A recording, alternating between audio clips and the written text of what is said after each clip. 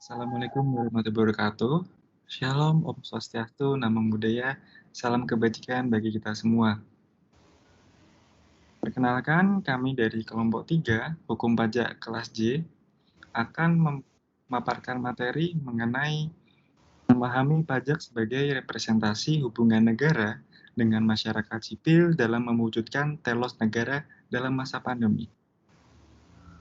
Sebelum kami memaparkan materi, izinkan saya untuk memperkenalkan anggota dari kelompok 3 dengan saya sendiri, Muhammad Diovanis Deni Saputra, dengan NIM 11.120.130.290. Kemudian ada Yonatan A. Lumban Gaol dengan NIM 11.120.120.065.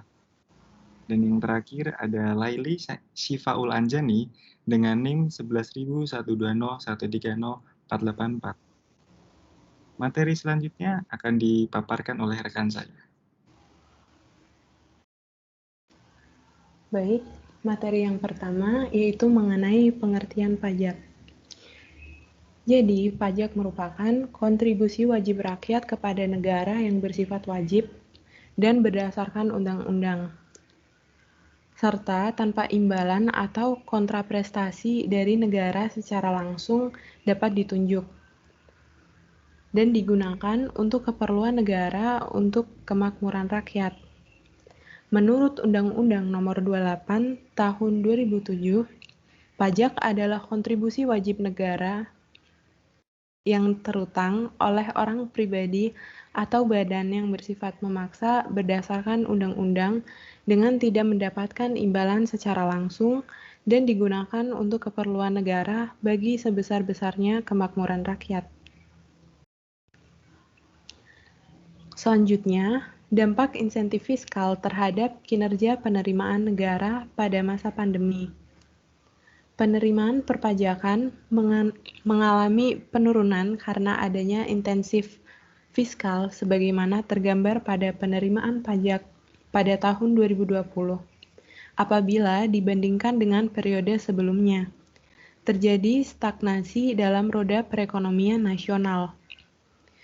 Berbagai insentif fiskal telah diterbitkan pemerintah seperti yang termuat dalam Peraturan Menteri Keuangan Nomor 28 PMK 03 2020 yang diterbitkan pada tanggal 6 April 2020. Realisasi indikasi awal penerimaan pajak sampai dengan 30 April tahun 2021 yaitu terrealisasi sebesar 374,9 triliun atau terkontraksi 0,46% dibandingkan tahun lalu. Realisasi ini lebih baik dibandingkan periode yang sama di tahun 2020 yang terkontraksi 3,01%. Rinciannya, realisasi PPh non-migas sebesar 216,3 triliun atau terkontraksi 4,52% dan PPN dan PPNBM sebesar 137,5 triliun atau tumbuh 3,56% dibandingkan realisasi tahun 2020. Selanjutnya, pajak bumi dan bangunan atau PBB dan pajak lainnya sebesar 3,9 triliun rupiah atau tumbuh 67,3% dan PPh migas terrealisasi 17,2 triliun rupiah atau tumbuh 14,9% dibandingkan periode yang sama tahun lalu.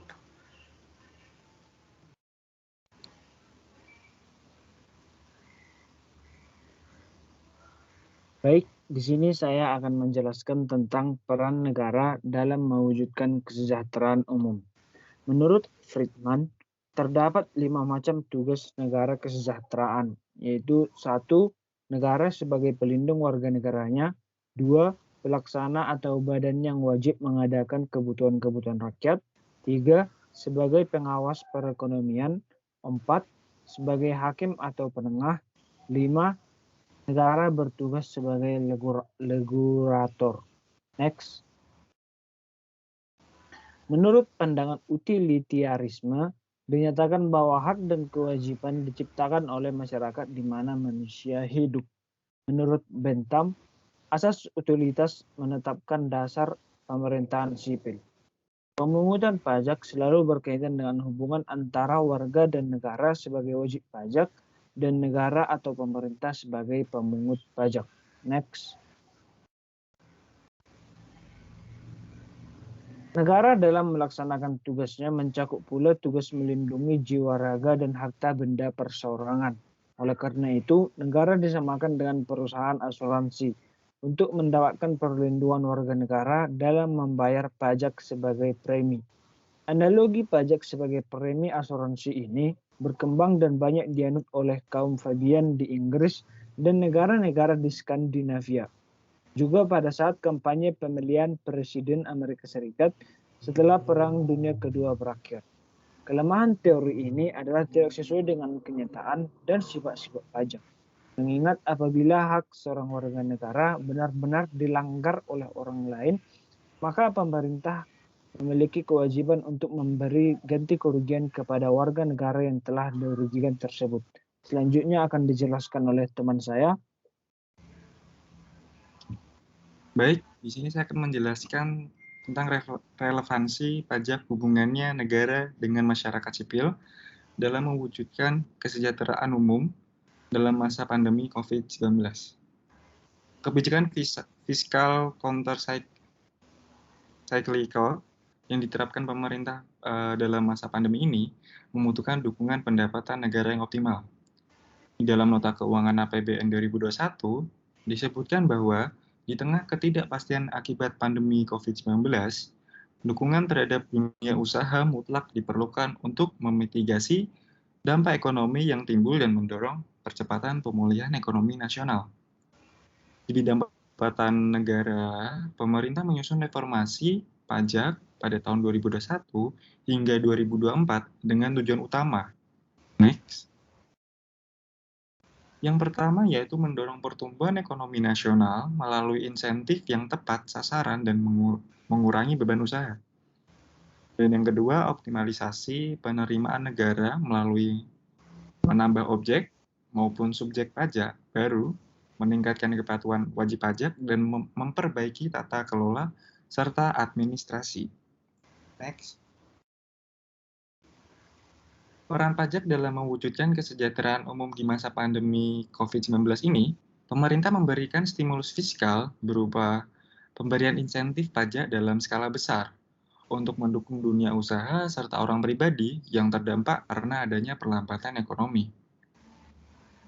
Dan chart, seperti yang dikutip dalam Darussalam, menyatakan kebijakan fiskal pemerintah pada saat pandemi COVID-19 yang berfokus kepada 3 aspek utama, yaitu fokus pada upaya menanggulangi aspek kesehatan masyarakat, instrumen fiskal untuk mendorong permintaan total atau agregat demand, lalu yang ketiga, kebijakan fiskal harus berperan sebagai penawar, yaitu dengan membantu masyarakat sipil yang terdampak pelemahan ekonomi. Next. Dalam rangka penanggulangan dampak COVID-19, pemerintah perlu mengambil kebijakan yang akan mampu memulihkan perekonomian melalui stimulus fiskal. Namun di sisi lain, pemberian stimulus fiskal ini memberikan dampak terhadap penerimaan perpajakan. Demikian materi yang dapat kami sampaikan. Semoga bermanfaat. Terima kasih atas perhatian dan waktunya. Mohon maaf apabila ada salah kata yang kurang berkenan. Sekian, wassalamualaikum warahmatullahi wabarakatuh.